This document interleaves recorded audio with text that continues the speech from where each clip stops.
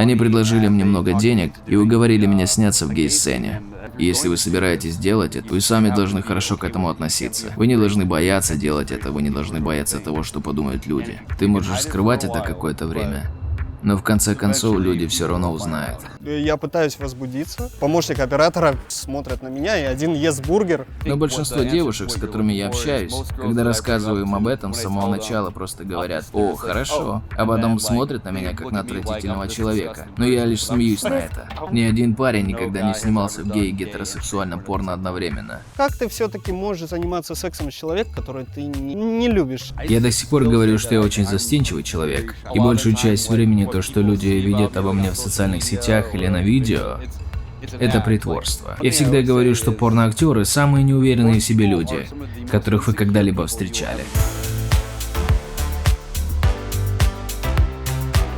Всем привет! Меня зовут Лена Плотникова, вы на канале «Приехать в США», и сегодня мы поговорим про порно.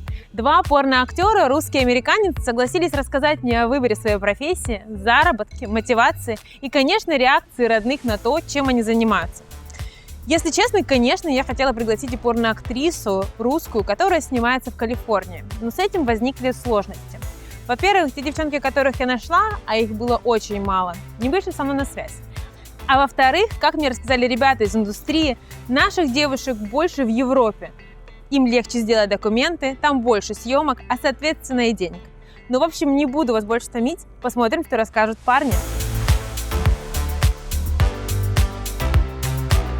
Друзья, сегодня у нас в кадре будет больше, чем я и мой герой. Появится еще и Оля. Она мне поможет в разговоре с Данте, поэтому, пожалуйста, любите, жалуйте, и все, мы можем начинать. Да. Данте, привет. Приятно познакомиться. Мне тоже приятно с вами познакомиться. Давай начнем с самого начала. Когда у тебя впервые возникла идея связать жизнь с порноиндустрией? И сколько времени потребовалось, чтобы принять это решение? Решение не заняло много времени, потому что на тот момент мне было 18 лет. И в этом возрасте, я думаю, очень часто мальчики смотрят порно и думают: «Эй, это звучит забавно. Так что я хочу получать деньги за секс со страстными людьми». Это звучит как потрясающее времяпровождение. Так что минута этой мысли, примерно столько я думал об этом. А потом я заглянул на сайт под названием Backpage. Не знаю, знаете ли вы, что это такое? Это что-то вроде Craigslist. Он больше не существует, но однажды я просматривал его, и там был раздел «Работа для взрослых». Я нашел объявление о поиске молодых взрослых мужчин для фильмов для взрослых. Я подал заявку, и через 2 недели уже снимался в Лас-Вегасе. В общем, ты искал работу в этой области, просто смотрел порно и говорил: «О, это здорово, я хочу быть таким же». Давай поищем что-нибудь в интернете, да? Да. Это из-за денег или просто так?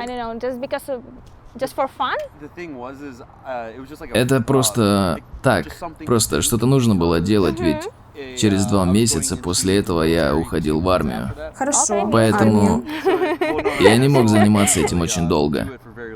Я просто подумал, что вот она возможность. Черт с ней, я могу попробовать, пока не ушел в армию. Так что я снялся в паре сцен, а через 2 месяца меня отправили на флот на некоторое время. Ага. А у тебя не было никаких опасений по этому поводу? Страх того, как тебя воспримут и как ты сам будешь чувствовать себя в этой индустрии?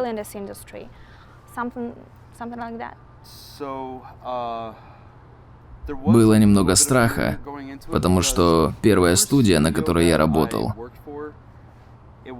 была гей-студией, и они предложили мне сцену для натуралов.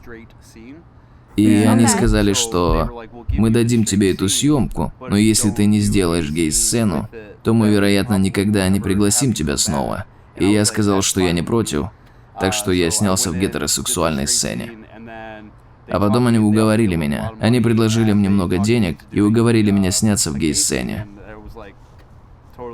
Я был совершенно не против, но больше всего мне нервировало, что тогда я только окончил школу и очень волновался о том, что подумают люди и тому подобное. Я больше не переживаю, мне наплевать. Был небольшой страх, что мои родители узнают, но знаете, через пару лет после этого все равно все узнали, все в моей школе узнали. И это было ужасно лишь в один день. Но потом очень быстро я понял, что мне уже все равно. Это было очень быстро. Хорошо. Как твои друзья узнали о твоей работе? Они сразу же узнали. Большинство моих друзей знали изначально. Ты им сказал? Да. Хорошо. И один друг рассказал другому другу? Нет, они узнали через порно в интернете. В конце концов, кто-то нашел его, и тогда я просто рассказал родителям. Хорошо. А как насчет родителей? Ты пришел к ним сразу же после первой съемки и сказал: «Мама, я собираюсь стать порноактером». Нет, это заняло пару лет. Сколько именно? Дай подумать. Это было после того, как я ушел из флота. Так что 3-4 года. Почему так долго? Я не относился к этому очень серьезно, ведь я не занимался этим очень часто. Тем более, когда я был на флоте, я вообще не снимался. Но когда я вернулся, я стал снова немного сниматься. Но это было тем, о чем я не хотел говорить. Но в конце концов я это сделал. В целом мои родители очень спокойные и расслабленные люди. Так что им было все равно. Они говорили: если ты зарабатываешь деньги, то развлекайся и береги себя. То есть твои первые съемки сразу были в гей-студии?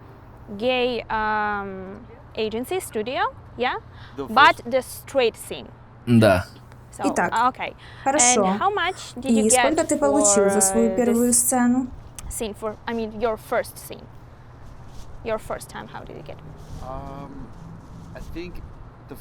Думаю, первая сцена, которую я снял, стоила $1000 или около того.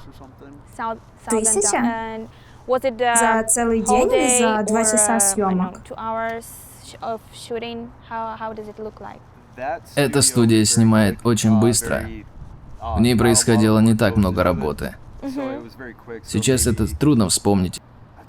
Это было 10 лет назад. Возможно, 3 часа. Возможно, 3-4 часа. $1000 за 3 часа сцены с мальчиком и девочкой. Да. Давай вернемся к родителям.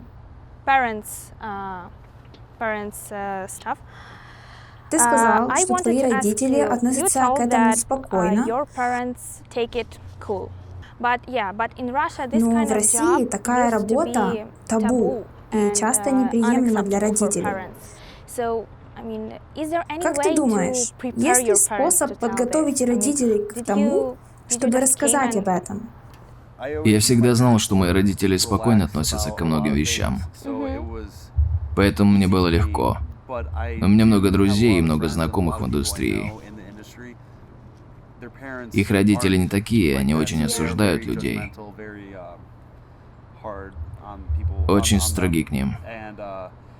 И единственное, что я могу сказать в качестве совета, если вы собираетесь делать это, вы должны знать все. Вы сами должны хорошо к этому относиться. Вы не должны бояться делать это, вы не должны бояться того, что подумают люди. И если вы не можете этого, вам, вероятно, не стоит этим заниматься.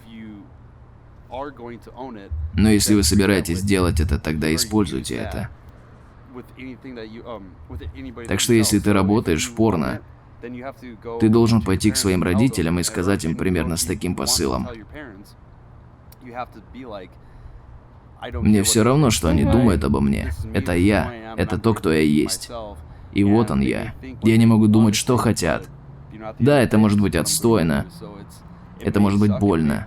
Но в конце концов, вы все равно должны быть с собой и смириться с этим. Да, прежде всего, ты должен быть уверен в себе. И в том, что ты делаешь. А потом идти и рассказать родителям. Я понял одну вещь. Ты можешь скрывать это какое-то время, но в конце концов люди все равно узнают. Влад, привет! Я сегодня с удивлением узнала, что твое сценическое имя Тони. Как тебя лучше называть? Ну и почему, если мы оставляем, например, Тони? Да, наверное, Тони, потому что в основном сегодня говорим про адалт-индустрию, и я там известен, можно сказать, что известен под именем именно Тони. Меня все там так называют. Хорошо, просто мне сегодня непривычно было перестроиться, такая, это же был Влад. Да.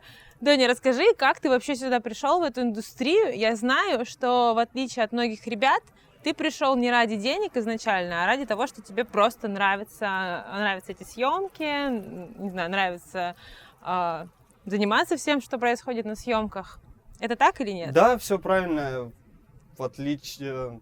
Я не скажу, что много можно заработать там, если ты не большая звезда, но изначально мне было очень интересно самому, так как сам смотрел порно, и всегда интересно было, как что люди там туда попадают. Во-первых, как люди туда попадают, а во-вторых, что там за кадром. И так получилось, что я это давно пытался, еще в России, когда жил, попал на агента каким-то случайным образом, который предложил мне, но после там первой фотосессии мне сказали, что я не подхожу, потому что я был очень худым тогда, а там нужно были накачанные парни. Слушай, а в России разве активно ведутся съемки? Я знаю, что даже русские ребята уезжают в Европу, в тот же Будапешт для съемок. Ну, никак, точно не в Москве. Ну, по крайней мере, я знаю одну в Питере. Тогда, когда я жил, там снимались. Скорее всего, для европейских и американских сайтов, но снималось в Питере. Окей, ты не подошел, но ты, получается, все равно эту идею не оставил. Что ну дальше да, можно было? сказать, я как-то отложил ее, и когда переехал сюда, я на разных работах работал, но было интересно, я посмотрел в интернете, как-то наткнулся на то, что проводится набор, можно туда попасть. И я подался, наверное, если не соврать, в агентств 20 или 30. Я долго пытался попасть. Меня периодически не принимали, то есть не в агентство. Я потом, есть сайт один, там как раз продюсеры и модели находят друг друга для съемок адалт. Sexy Jobs называется. И собственно, я на нем зарегистрировался. У меня были какие-то маленькие съемки там для маленьких сайтов, не особо известных. Ну, а потом я периодически слал заявки в агентство.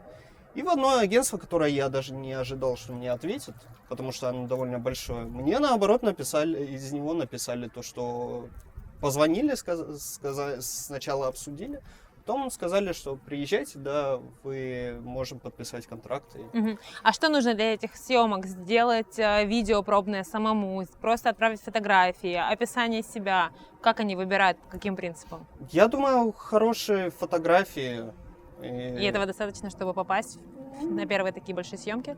Ну да, потому что это если ты через агентство работаешь. Потому что агентства, они работают с большими компаниями. Наподобие Evil Angel. Хорошо, а почему ты сам не начал снимать, если ты так хотел? Очень много сайтов, доступно все это. Ты мог на тот же OnlyFans выкладывать любой контент. Ты мог, не знаю, быть вебкам-моделью, если ты хотел, да, в этой индустрии. Я был вебкам-моделью в России. Почему же ты молчишь? Я был вебкам-моделью в России, но это другое. Это все-таки вебкам это немного другое все-таки. Это не относится к порно, это же все равно плюс-минус это же. Там ты за один работаешь, и никаких продюсеров, мне более интересно сами съемки все-таки. Более интересно то, как продюсеры, что вообще происходит на площадке, учить эти тексты и все остальное. На OnlyFans у меня тоже до сих пор есть, но он мертвый. Потому что я особо... Самому мне снимать как-то лень. То есть, если меня вызывают на съемки, да, я говорю. А самому вот запариваться и снимать, то есть, меня много просили, когда я приехал сюда, тоже снимать YouTube. Я что-то думал об этом, но потом я, когда представляю, что вот это все... Составлять вот этот вот сет весь, и потом монтировать, мне как-то неинтересно. Ну окей, хорошо, ты заключил первый контракт с агентством. Да. На каких условиях? Сколько агент тебе пообещал, что ты можешь, да, приблизительно работая с ними в месяц зарабатывать? Сколько они из этого бы забирали себе? Он мне ничего не обещал, они просто забирают себе 15% от съемки. В среднем за съемки платят от 500 до 1000, 1200 где-то. От 500 до 1200? Да. А выше этого потолка невозможно прыгнуть? Ну, парням нет. Я думаю, можно, но у меня, по крайней мере, не было таких съемок. Как вообще получить 1200? Да, ты сказал, что для тебя пока это потолок. Что сделать, чтобы на эти деньги выйти? И за сколько это часов? Это зависит от режиссера, потому что каждая съемка, она по-разному, в зависимости от режиссера. Бывают съемки, когда я приезжаю утром, там, в часов 9 утра, и пока они выставляют свет, пока красят всех моделей, и я просто сижу там, и где-то до вечера, там бывает то, что в 9 утра приехал. Ну да, в 9 утра приехал, и где-то в 12 ночи освободился. Бывает так. А бывает то, что приехал, быстро очень отсняли, и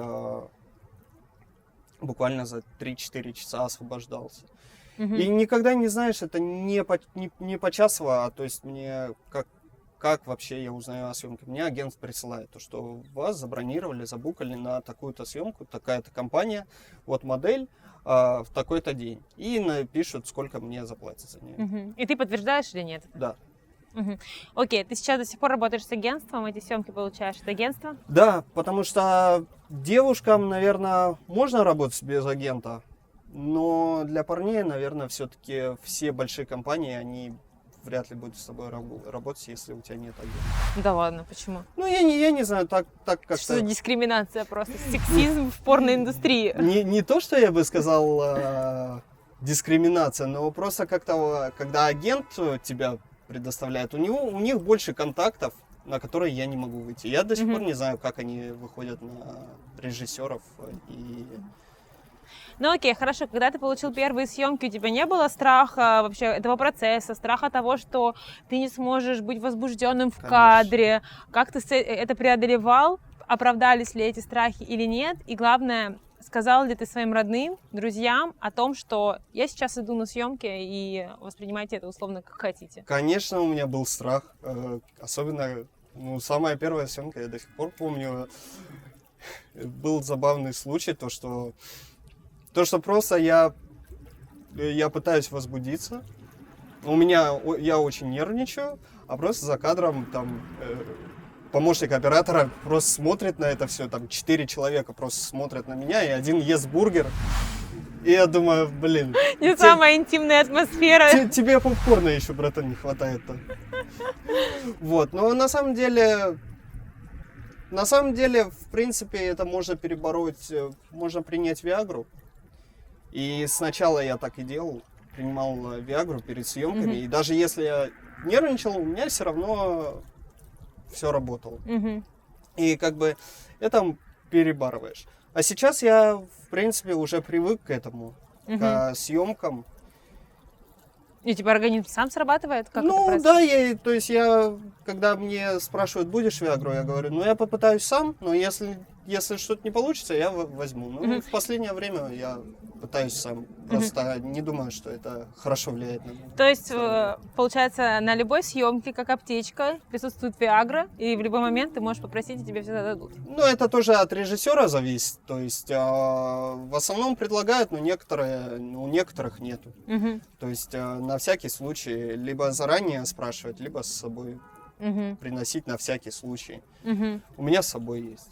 Окей. Как часто ты сейчас работаешь? Почему я это спрашиваю? Не чтобы просчитать, например, сколько ты зарабатываешь, да, там, калькулировать даже эти $500, а чтобы понять, хватает ли потом у тебя сил на личную жизнь, например, на какую-то, если, например, ты часто работаешь.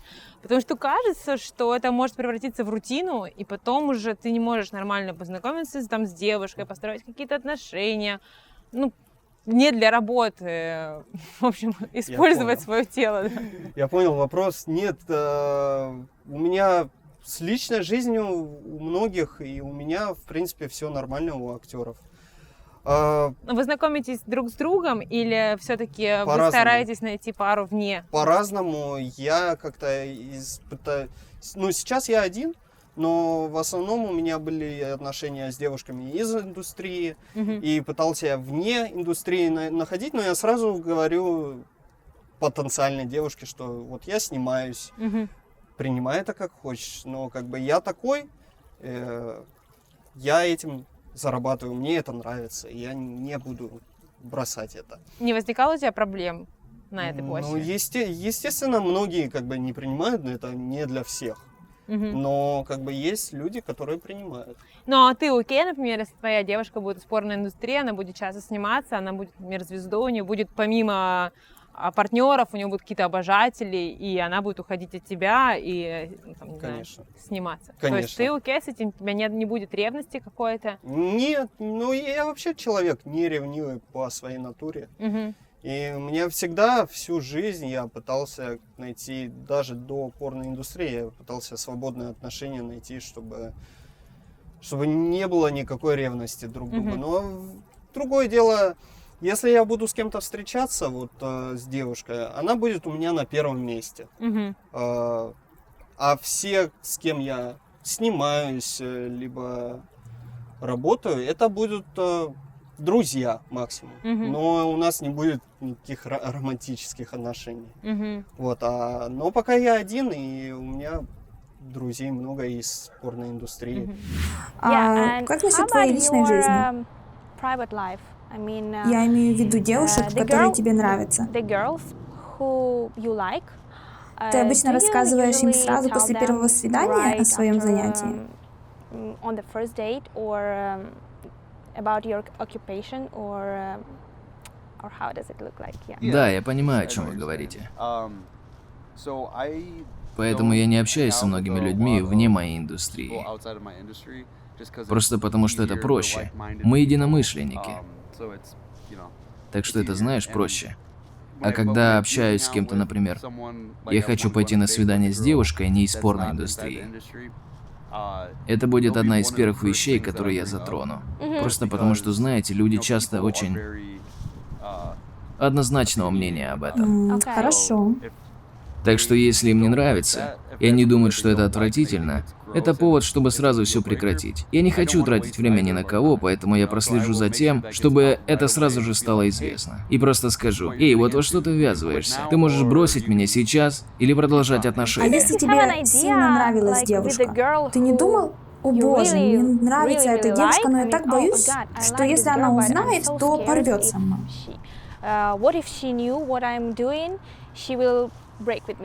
Так что лучше я сначала немного подожду, а потом не скажу. And then I will tell her, didn't you have that kind of thoughts in mind? Нет. No, just try to go straight. Я встречался со многими людьми, но я практически всегда одинок. У меня никогда не было серьезных отношений. Так что я очень хорошо освоился в одиночестве. Для меня это не такая уж большая проблема, чтобы нервничать. Знаешь, если нет отношений, то это тоже здорово. Я ничего не теряю. У меня нет причин бояться, что все пойдет не так. Но большинство девушек, с которыми я общаюсь, когда рассказываю им об этом, с самого начала просто говорят: «О, хорошо». А потом смотрят на меня как на отвратительного человека. Но я лишь смеюсь на это. Итак, да, я думаю, что это то, что вы хотите узнать. Я думала, что одни девушки скажут: «О, это отвратительно», а другие: «Хорошо, это твой опыт» и тому подобное. Да, но сейчас мои отношения больше похожи на развлечения в спальне. Я могу представить, что женюсь, но это ненадолго. Да, я поняла. Хорошо. Ты уже упоминал, что начинали как натурал со сцен мальчик-девочка, но потом стал универсальным актером.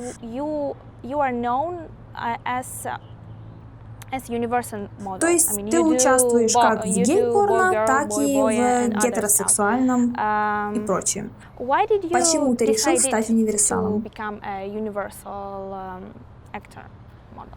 So, I made my name for the most part up until recently. Я сделал свое имя до недавнего времени в основном на гей-порно, в котором я снимаюсь.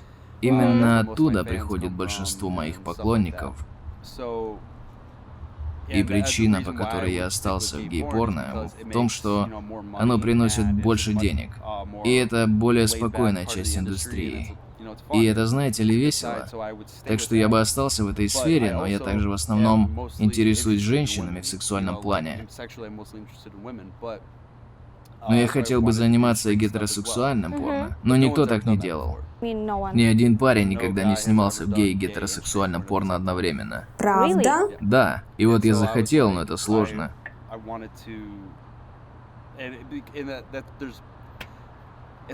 Потому что в индустрии очень много гомофобии. Сейчас уже не так много, стало намного меньше. Но в целом много гомофобии. Много страха перед ВИЧ от геев и тому подобным. Но это все стереотипы, они не соответствуют действительности. Потому что мы все сдаем одинаковые тесты на заболевания, передающиеся половым путем. Для всех одинаково существуют правила, которые обеспечивают безопасность, но люди все равно боятся заразиться ВИЧ от гей-порно. Хорошо. Но бояться нечего, потому что мы все следуем этим правилам. Но в моей голове это просто оправдание гомофобии. Потому что я хотел быть человеком, который попытается преодолеть этот разрыв. И сделать и то, и другое, и показать, что это возможно, что бояться нечего, и привнести это в нынешнее поколение. Большая часть проблемы обычно связана с агентами. Агенты не позволяют своим девушкам работать с такими парнями, как я. Они придумывают всякое говно и говорят, у геев действительно все то грубо и грязно, и у них у всех непроверенные сцены, и у всех спид, и все такое. Девушки верят в то, что говорят им их агенты. И тогда они говорят, о, ну я не хочу быть такой, я не хочу разрушать свой имидж. И так всегда было в порно. И никто, ни один парень никогда не говорил, ну я хочу попробовать, все равно и гей, и гетеропорно. Они думают, что не смогут этого сделать, так что я просто сказал, ну это чертовски глупо, так что я хочу попробовать. И я попробовал, и это сработало. Данте, существует ли разница в оплате между сценой для натуралов и сценой для геев?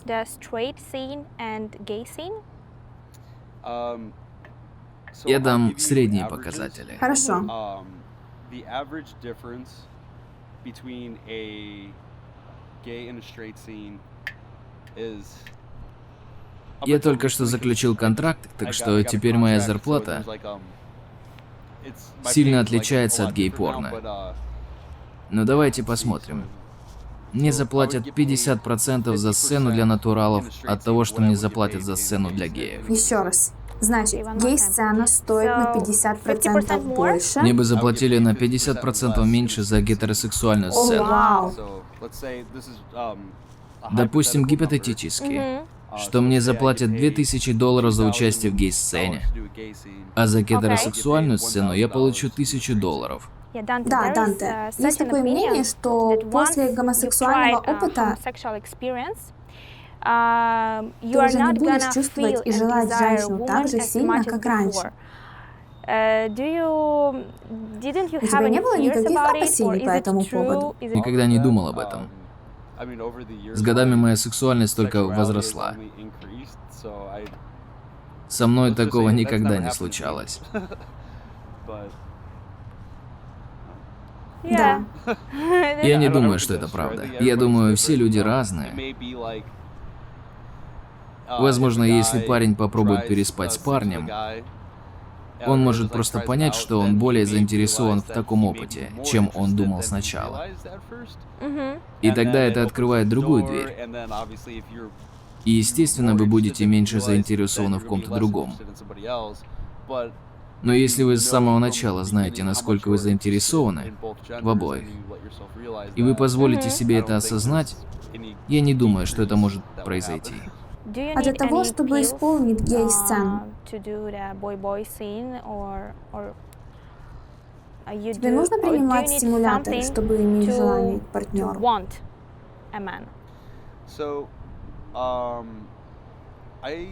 В большинстве моих сцен, даже в гетеросексуальных сценах, я принимаю немного Виагры, потому что секс, которым вы занимаетесь на камеру, это сложно. В индустрии мы всегда говорим, если секс приятен, значит он не выглядит хорошо. Так что во время съемок приходится быть открытым к этому и опускаться вот так. И в этом чувствовать себя не очень хорошо. Но вы можете видеть, что на экране это выглядит великолепно. Так что, когда ты занимаешься сексом, который занимает от 30 минут до 3 часов, тебе нужно что-то еще в помощь. И с гей-сценами то же самое. Но вообще я пью больше Виагры для гей-сцены, потому что эти сцены, как правило, длиннее. То есть мальчики, мужчины возбуждают тебя так же, как и женщины? Нет, женщины определенно возбуждают меня больше. Но за 10 лет работы ты учишься возбуждаться и оставаться возбужденным. Хорошо. Даже если вам нужно очень часто заниматься сексом с кем-то, кто вас не привлекает. Независимо от пола. Поэтому, если вас не возбуждает этот человек, сцена все равно должна быть сделана.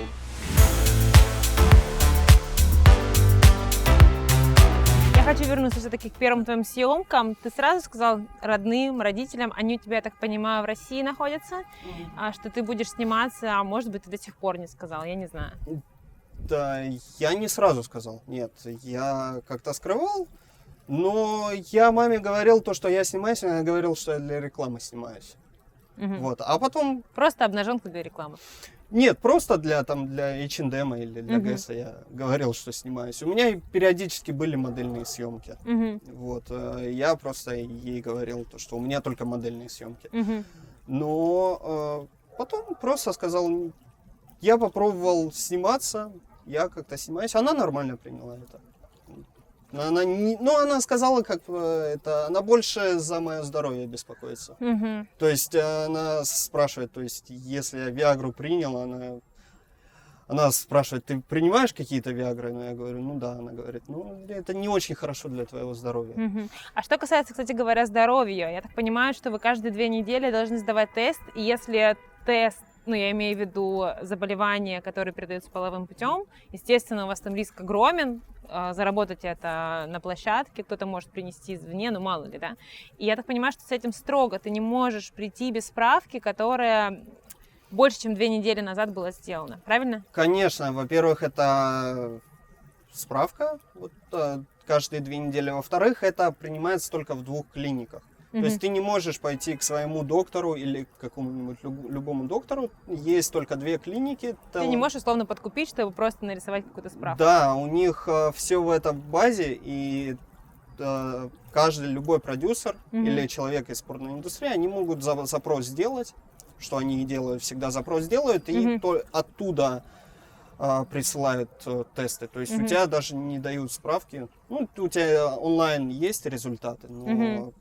Всегда как бы запросы посылаются режиссерами. И из-за этого ты уверен, что в целом ты придешь на съемку и с тобой все будет хорошо? Да, я уверен, потому что... Кто оплачивает эти тесты? Оплачиваем мы. В редких случаях компания, для которой снимаемся, но в основном мы.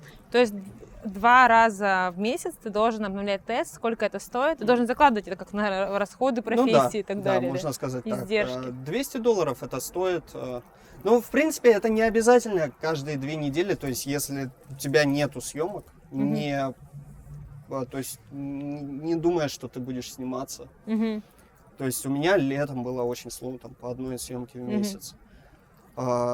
Если я знал, что не буду сниматься, я не делал этот тест, а когда мне присылал агент, что такого-то у тебя съемка, я сразу шел и делал тест, чтобы у меня прям перед... за несколько дней до съемки, чтобы он побольше растянулся. Расскажи вообще, как проходят съемки. Ты мне присылал видео короткие из съемочного дня, и я увидела, что у вас есть сценарий, и все по-взрослому, как действительно в кино. Заранее ли вам высылают сценарии? Знакомы ли вы с партнерами до? Есть ли у вас какая-то репетиционная часть, если у вас, например, роль со словами? Как это все происходит? Ну, начнем с самого начала, то есть когда тебя только забронируют на съемку, лично для меня, мне агент присылает, значит, партнера, с кем я снимаюсь, ссылку на Twitter. До подтверждения, что ты участвуешь? Нет, уже после того, как подтвердили, что я участвую. Вот. Сценарий. Либо сценарий присылают чуть позже, но... До съемки. До съемки, да, за несколько дней до съемки, чтобы было время выучить. Там сценарий не сказать, что прям большие, там на понятно. 2-3. Все мы видели эти сценарии. Да, страниц. И не обязательно актерскую игру. Хотя была у меня съемка одна, мне очень понравилось. Там было именно больше как фильм, потому что там сценарий был буквально там на 10 страниц. Там действительно интересная часть была. И там секс-сцена больше как входила в этот весь сценарий. Мне это очень понравилось. Вот. Но в основном, да, там сценарий на 2-3 страницы, потом присылают локация и сколько они оплачивают. Хорошо, если, например, тебе прислали твоего партнера, ссылки на твоего партнера, но вот он тебе не нравится по каким-то причинам, или он тебе не понравился на площадке, все равно же эта химия важна, да, мне кажется. Возможно, нет. Возможно, вы настолько уже научились вести себя в кадре, что вы можете передать, но вы в очень тесном контакте, и вы должны это передать еще и зрителю, чтобы и он понял вашу атмосферу. Если тебе не нравится твой партнер по какой-то причине, вот ты не можешь с ним ничего делать, можешь ли ты отказаться? Если да, то ты должен заплатить штраф, тебе заменят партнера. Были ли такие случаи и предусмотрены ли они? У меня таких случаев не было, в принципе. Отказаться, конечно, всегда можно в любой момент. Даже это, когда приходишь, ты всегда заполняешь модуль релиз, и все там прописывается, что ты хочешь делать на съемке, что тебе не нравится делать. И там написано, что ты в любой момент можешь покинуть съемку. То есть никто, конечно, не заставляет тебя там находиться. Ты должен штраф какой-то заплатить, потому что вряд ли у них... Я думаю, это зависит от продакшена.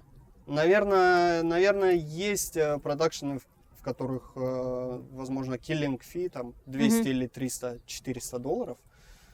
Но у меня, говорю, таких ситуаций не было, потому что с моим агентством мы работаем, я сразу изначально до того подписания, у меня тоже спрашивали... Предпочтения? Предпочтения, с какими людьми мне хочется работать, с какими не хочется, чего избегать. Ну и периодически, то есть не все съемки, но, наверное, сейчас уже не спрашивают, но с самого начала всегда мне присылали сначала партнера, и мне спрашивали, тебе хочется сниматься или нет. У меня всегда люди красивые попадались. Мне всегда нравилось, было всегда хорошо. Была, наверное, ситуация, когда девушка выпила слишком много перед съемкой. На что очень переживала и поэтому Скорее всего, да. И тогда, и стало плохо, и отменили съемку. А часто бывает, что партнер может выпить перед съемкой? В основном один раз только такое было. Для многих продакшенов мы даже... Это обязательно прописано в контракте, что ты не под воздействием наркотиков или алкоголя. Но это был маленький продакшн, очень маленькая компания. Не обратили внимания на это? Не то, что не обратили, то есть, наверное, у них в политике нормально то, что выпить перед съемкой. У тебя сейчас только гетеросексуальный опыт в съемках или нет? Если нет, ты рассматриваешь ли ты какой-то еще? Потому что я понимаю, что доплачивают, да, если, например, ты в гей-порно снимаешься, если ты там с транссексуалами, например, снимаешься. Не, я байсексуал сам по себе, и у меня опыт с транссексуалами, у меня опыт гетеро, и у меня опыт би съемок. В гей-порно, да, там гораздо больше, мне просто не интересно. Мне интересно, то есть если мужчина и девушка, я могу... Все традиционно. Можно сказать так, традиционно, там, Bisexual съемка, то есть нас трое, два мужчины и девушки, мы взаимодействуем все между собой, мне это интересно. То есть как бы с парнем взаимодействовать только. Наверное, я бы смог, но мне не хочется этого делать. А так как я делаю это не для денег, а для удовольствия, я могу заработать по-другому, я зарабатываю. А это я больше до сих пор для удовольствия, хотя в последнее время, на самом деле... У тебя довольно много съемок, я смотрю по твоему инстаграму, и ты часто сейчас летаешь, снимаешь. Я не сказал бы, что очень много. У меня сначала было там 6-7 съемок в месяц, сейчас 2-3. Иногда бывает 1 в месяц. С чем это связано? Просто не вызывают? Да, просто не вызывают. Кто-то говорит, что сейчас слоудаун на продюсеры меньше снимают. То есть, если бы у меня только этот источник заработка был, то я бы напрягся. Да, я бы парился. А так как я работаю, у меня своя работа есть, но периодически, когда меня вызывают, я только рад.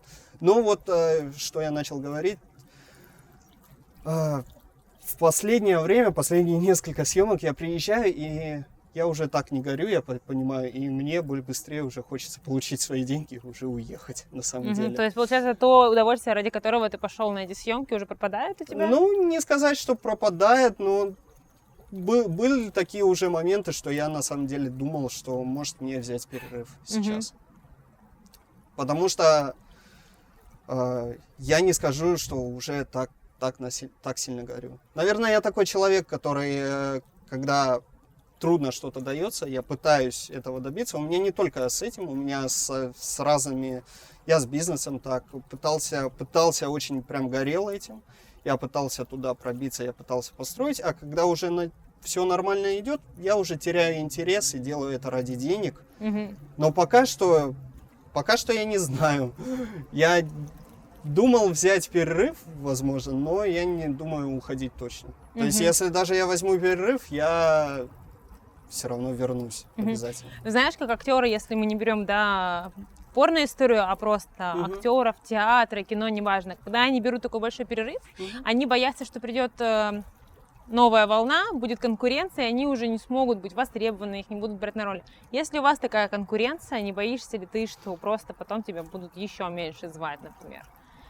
Чувствуешь ли ты вообще эту конкуренцию? Или в целом, если ты пришел в порноиндустрию, то работа и найдется и для тебя, и для новичка, и для всех? На самом деле я такой конкуренции не чувствую. Как я говорю, на самом деле мне что нравится еще в порноиндустрии, потому что все очень дружные. Мы как-то все хорошо общаемся, и никогда у меня не было таких либо конфликтных ситуаций, либо я видел, что человек меня как-то недолюбливает и что видит во мне конкурента. Такого нету, и, наверное, это из-за того, что все как-то... У всех есть работа. Да не у всех, нет, некоторые живут. Нет, как ты все-таки можешь заниматься сексом с человеком, который ты не любишь. И как-то индустрия не такая уж обширная. Бывают, конечно, конфликты. Я вижу, я в Твиттере сижу, у моих коллег там бывает пишут они там про другого человека, про другого там модель, что как-то какие-то у них конфликты. Ну, я как-то пытаюсь обходить это стороной, потому что плюс у меня есть своя работа, и я на этом нормально зарабатываю, я могу себя обеспечить. Я не хочу думать, не хочу, чтобы это превращалось в какую-то борьбу за существование. Я знаю, что в Европе, например, есть конкуренция в плане финансов между девушками и парнями, потому что девушкам, естественно, платят больше, они востребованнее, хотят больше, им там поисковик больше на них настроен, условно. Мужчины зарабатывают меньше. Чувствуешь ли ты здесь это тоже? Что это, конечно, ту же прости, я закончу.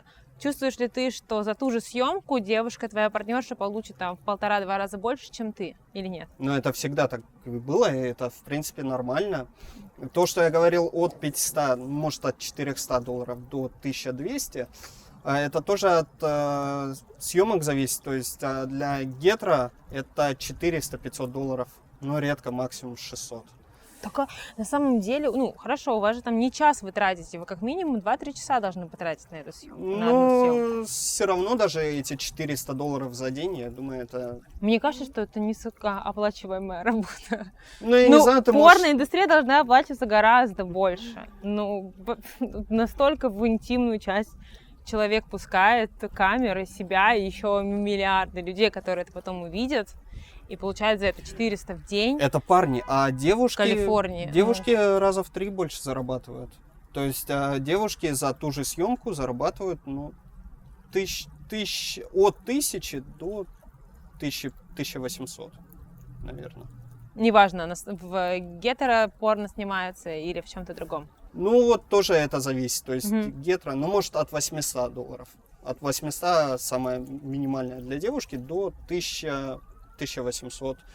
И, наверное, для bisexual съемок это больше для девушек.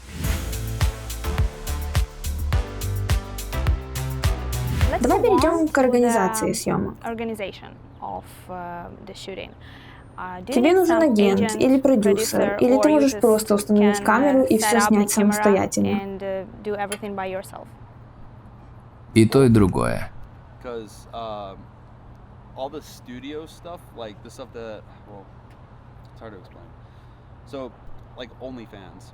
Есть фанаты, которым нравятся любые сцены. В подавляющем большинстве случаев ты берешь свой телефон и начинаешь запись. Занимаешься сексом, мастурбируешь, делаешь что угодно. И тогда может не быть никакой студии, никакого режиссера, оператора. Ты просто делаешь это сам. Вы устанавливаете камеры на штативах и все. Но если вы снимаете ролик для настоящей студии, и за это вам заплатят, то да, вам понадобятся режиссеры, продюсер, оператор, чтобы все выглядело профессионально.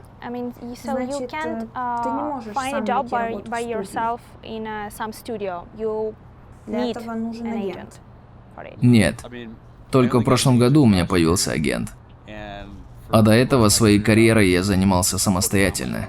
Но как только ты получаешь первую работу, как только твое имя немного распространяется вокруг, как только ты создаешь хорошую репутацию, люди начинают хотеть работать с тобой. Они обращаются к тебе. Или лучший способ продвижения – это друзья. Допустим, ты тоже снимаешься в порно, и я начинаю у тебя узнавать. Ты работал с кучей студий, так? Или ты говоришь: «О, мне очень нравится этот парень. Мне нравится работать с этим парнем». И у тебя есть все эти режиссеры, которых ты знаешь, и которым ты потом сможешь сказать: «Если ты ищешь хорошего парня для работы, напиши ему. Мне понравилось с ним работать. Он, вероятно, даст тебе хорошую сцену». Так что это как рекомендации, которые помогают. Да, я имею в виду, что вам не нужен агент. Это все ситуативно. Например, у меня сейчас есть агент, но он нужен только для репутационных целей. Но многим людям наличие агента очень помогает.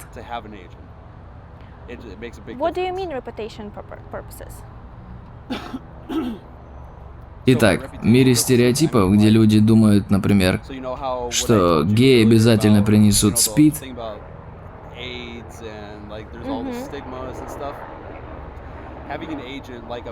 иметь авторитетного агента очень выгодно.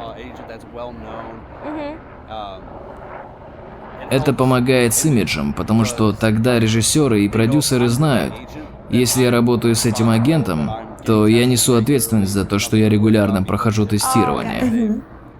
И им не о чем беспокоиться. Хорошо. Потому что если бы я не был безопасен, мое агентство не взяло бы меня, и не бы меня выгнали.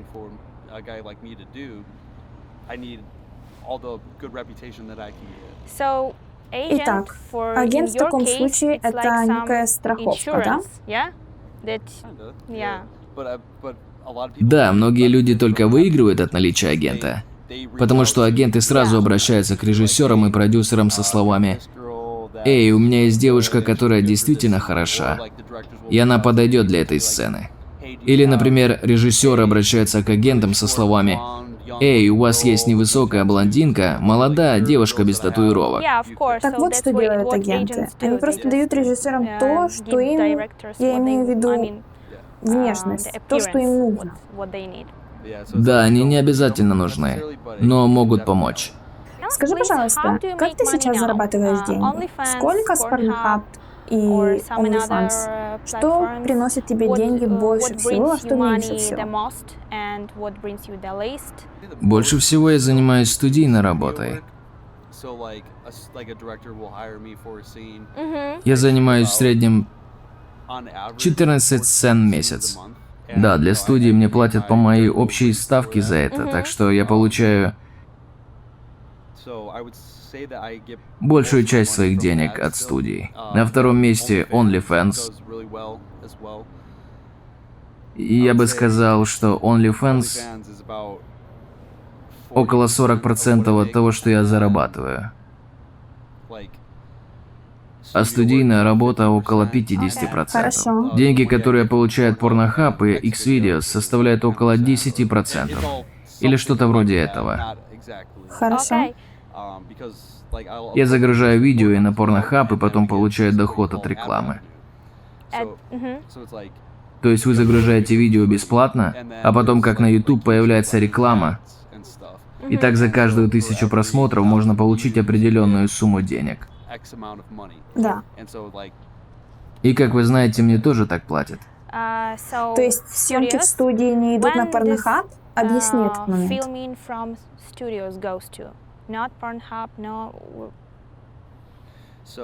Студии. Давайте на примере Brazzers. Многие люди знают, что такое Brazzers.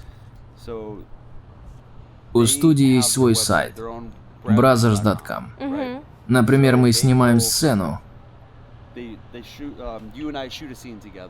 Студии берут ее полную версию, это 45 минут, и выкладывают ее на Brazzers.com. Кто-то потом возьмет лишь 15-10 минут этой сцены и выложит дополнительно на Pornhub и Xvideos.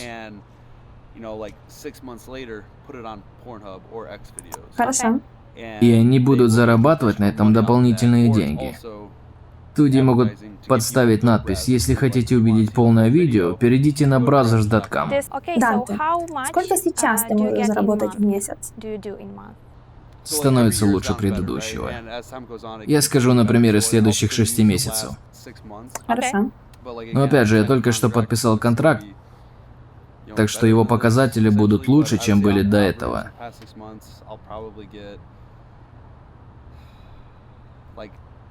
В среднем за последние 6 месяцев я, вероятно, буду получать от 18 до 25 тысяч долларов в месяц. Данте, кажется, что порноактеры очень раскрепощены. Но иногда оказывается, что как только режиссер говорит «снято», вы, ребята, стесняетесь и скромничаете в реальной жизни.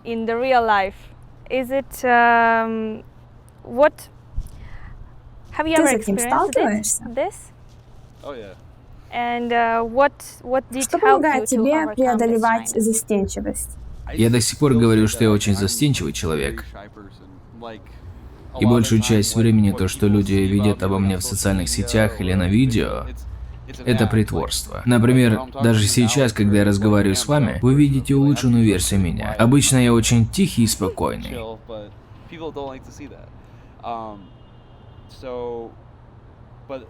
Я всегда говорю, что порноактеры самые неуверенные в себе люди, которых вы когда-либо встречали. Правда? Да, застенчивые люди. Потому что часто они проходят через многое или уже прошли через многое. То есть ты не пытаешься преодолеть свою застенчивость, а сцена — это ваше надежное место, да?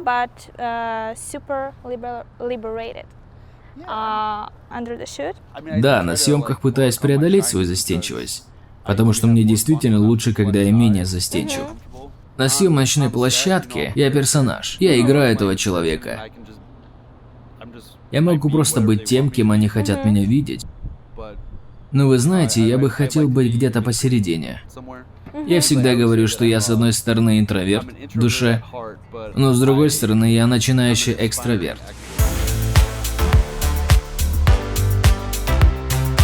Я тоже смотрела несколько видео как раз о порноиндустрии, и, как правило, люди, которые в порно снимаются в жизни, они скромные, они семейные, ну, там, некоторые, да, из них, либо они таких пуританских мнений, что, например, своего ребенка они не хотели бы видеть в порноиндустрии, они скромные, они вот такие вот, не такие раскрепощенные, как на видео. Ты чувствуешь это в себе, или тебе все равно, и ты в жизни ничего не стесняешься, ты раскрыт, или ты раскрываешься только перед камерой, только в работе? Нет, ну точно не только перед камерой, но я, то есть на улице или где-нибудь на работе встретимся, мне часто говорят, что я скромный и как-то... Ожидают от тебя большего, получается? Закрепощенный. И очень удивляются, когда узнают, что я снимаюсь в порно.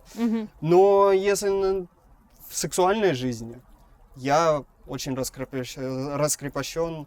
Даже в жизни я больше раскрепощен в обычной жизни, нежели перед съемкой. Я вообще, на самом деле, периодически пересматриваю свои видео. Только недавно я научился... Нормально их смотреть? Нормально их, не точно нормально их смотреть. Сначала я вообще ненавидел, как я выгляжу там. Я понимал, что я очень закрепощен на камеру. И только недавно, в принципе, я научился, во-первых, я тело строю такое, какое мне уже нравится. Потому что раньше все-таки мне не устраивало что-то во мне. Сейчас меня более-менее все устраивает. Во-вторых, я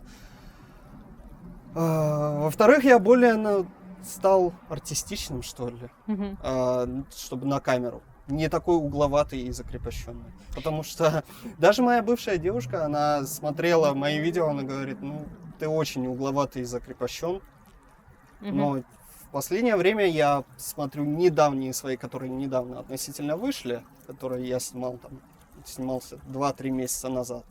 Тогда я стал более раскрепощен на камеру тоже. Ну, как сказал сегодня Данте, тоже, что вообще, если брать порноиндустрию, то чтобы была красивая картинка, возбуждала других людей, ты себя ведешь намного, ну, вообще по-другому, чем ты ведешь в реальной жизни себя.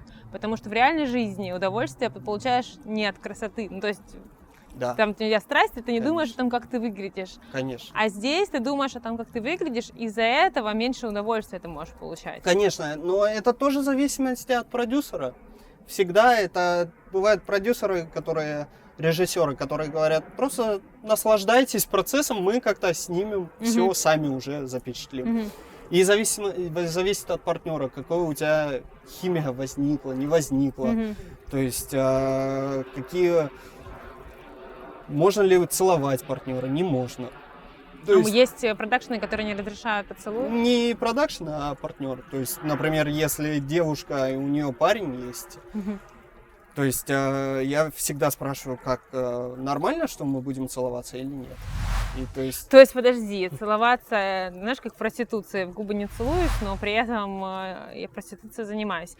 То же самое получается, ну, я не сравниваю, да, ни в коем случае я не сравниваю, нет, это разные индустрии, но я имею в виду, что все равно какую-то интимность стараются сохранить посредством вот этих поцелуев. Кто-то да, кто-то нет. То есть многие девушки, ну или я тоже, когда встречался с девушкой, я все равно целовался. Ну, для меня это интимность, я уже сказал, то, что для меня своя девушка была бы на первом месте, все остальные это просто как либо развлечение, либо работа, дополнительное развлечение или работа, но все-таки девушка на первом месте моя. А у кого-то действительно так, то, что они только снимаются, но в жизни они только со своим партнером. И они могут не целоваться. Это тоже все зависит от Ну, условно, ситуации. если твоя девушка будущая скажет тебе, Влад, пожалуйста, Тони, пожалуйста, не целуйся в кадре, ты окей будешь с этим, предупредишь агентство и все? Ну, я агентство не предупрежу, это все-таки всегда перед этим. Перед съемкой говорится? Перед съемкой говорится, да. И, наверное, они скажут как-то, ты поменялся. Ну, я скажу, что сейчас появилась девушка. Да, я буду, наверное... если девушке не будет нравиться то, что я целуюсь в кадре, да, возможно, перестану. Есть ли вообще минусы, ты видишь в своей работе? Для кого-то настолько порно табу, я имею в виду в плане работы, кто-то вообще не рассматривает, естественно, это. Кто-то, как ты, охотно идет туда ради удовольствия, плюс еще бонусом получает какие-то деньги. Так вот, чувствуешь ли, что есть какие-то минусы все-таки? Если да, то какие? Для кого-то минус в целом порноиндустрия. В целом, я думаю, что, наверное, меня вряд ли, конечно, сейчас возьмут на роль какую-нибудь большую в Голливуде. Либо я... Если ты захочешь в актерскую деятельность уйти, да? Либо в актерскую деятельность, либо я стану вообще большим человеком. Я никогда не рассматривал актерскую деятельность. Максимум, что я рассматривал, я когда-то тешил себя иллюзиями, что у меня получится что-то в ММА профессиональном. И занимался этим. То, чтобы построить на этом жизнь. Но тогда бы у меня, возможно, были бы не то что проблемы, но меньше людей хотели бы со мной работать. Да и, в принципе, если у меня будет какая-нибудь такая работа, когда-нибудь, если я захочу на кого-то работать, на какую-нибудь серьезную корпорацию, и они будут пробивать это... Это помешает тебе? Ну, помешает, но я не думаю, что я захочу на что-то, в чем-то таком работать. То есть мне, скорее всего, будет... Я пытаюсь всегда работать на себя. И последний вопрос, и завершу вообще этот блог, просто понять твое отношение. Если, например, в будущем твой ребенок там, через 20 лет подойдет к тебе и скажет: папа, я решил попробовать себя в порноиндустрии, что ты ему скажешь? Да, нет, может быть, будешь отговаривать? Если не будешь отговаривать, то какие советы дашь ребенку, чтобы он хотя бы там, в порноиндустрии добился каких-то высот, например, и чувствовал себя максимально комфортно? Трудно вообще представить меня отцом. Я вообще не думаю, что когда-нибудь у меня будут дети. А вдруг это возможно, может случиться неожиданно? Да, возможно, но я не знаю, каким я буду через 10-20 лет. То есть, если я останусь в таком же майндсет, как говорится, то я, скорее всего, не стал бы сейчас отговаривать его. То есть, твой ребенок свободен делать, что ему нравится. Единственное, если он будет, я ему сразу скажу, что будь готов, что, возможно, будет какой-то хейт. Какой-то хейт, я тоже с этим периодически сталкиваюсь. Немного, но сталкиваюсь в реальной жизни, многие не понимают это. То есть я сразу скажу, ты готов к этому? Потому что я это очень спокойно переношу, но не все люди так переносят это. Кто-то очень ранимый и чувствительный. Во-первых, я это скажу. Во-вторых, я скажу, что будь готов, что тебя, возможно, не примут в каких-то... то, что на работе твоей мечты вдруг, да. Если ты да, такую если найдешь, у тебя какая-нибудь такая... Если ты будешь задумываться о том, чтобы поступить в полицию или там... Наверное, врачом тебе, скорее всего, тоже, возможно, будут какие-то проблемы. Ну и вообще, в целом, в больших компаниях, либо если ты захочешь стать актером или какую-то публичную деятельность вести, это будет минусом. Я лично из публичной деятельности представляю себя только актером в порно. И никогда не думал, что стану каким-нибудь актером. Но хотя я периодически начал сниматься в массовках, если они узнают, что я снимаюсь, и мне скажут, что, извини, не подходишь, я говорю, хорошо, не подходишь. Очень много людей участвуют в порносъемках в Калифорнии. Вот чувствую, что эта индустрия наполнена людьми, потому что мы в обычной жизни не замечаем, да, если вот там у нас нет знакомств таких, как с тобой или как с Данте. У меня только 2 знакомых порноактера, да, на сегодняшний день. Нет там повсюду. Как ты видишь, популярна ли это здесь профессия? Не настолько. Здесь более популярные. Очень много людей OnlyFans снимают, а чтобы в мейнстрим порно, таких немного. OnlyFans почти каждый 4-й, наверное. Кого ты встречал, получается? Да. Прикольно, интересная статистика. Очень многих людей OnlyFans есть. У кого кто-то зарабатывает. У меня было максимум, то, что у меня подписчиков 100 с лишним было, когда я действительно этим занимался. Но я говорю, мне, так как есть еще своя работа, хотя у меня периоды жизни есть такие, когда я очень чем-то начинаю увлекаться. Сейчас я начал увлекаться как раз съемкой, и, возможно, сейчас я буду думать о том, чтобы купить... Снимать самому порно? Во-первых, сначала я хочу научиться снимать, более-менее. Я пойду либо помощником к режиссеру, либо в порно, либо просто в продакшн какой-нибудь, который клипы снимаешь, чтобы научиться снимать красиво. И потом, да, я рассматриваю снимать самому порно. Мне сейчас, на данный момент, мне это интересно. Ты видишь в этом перспективу и в плане финансов, и в плане статуса? Ну, в плане финансов, я думаю, всегда есть, особенно в Калифорнии, даже если это будет сниматься не в порно, я всегда смогу на свадьбу кого-нибудь снять, чью-нибудь свадьбу. Влад, спасибо. Влад, Тони, сори, что я тебя называю твоим именем. Спасибо большое за смелость, потому что на самом деле рассказывать о том, чем ты занимаешься, довольно подробно, о своих стеснениях, страхах и так далее, сложно. И я очень благодарна вам с Данте, что вы вообще нашли время, силы и спокойно об этом разговариваете, потому что хочется показывать людей из этой индустрии, что вы такие же общительные, нормальные, где-то застенчивые, где-то там со своими заморочками, и что в этом нет никакого отличия, просто у вас другой способ жить, чем у других людей. Вот и все. Да. Всегда приятно пообщаться с умным человеком. Спасибо вам за то, что пригласили. Все, спасибо. Мы так делаем, я всегда делаю так скромно.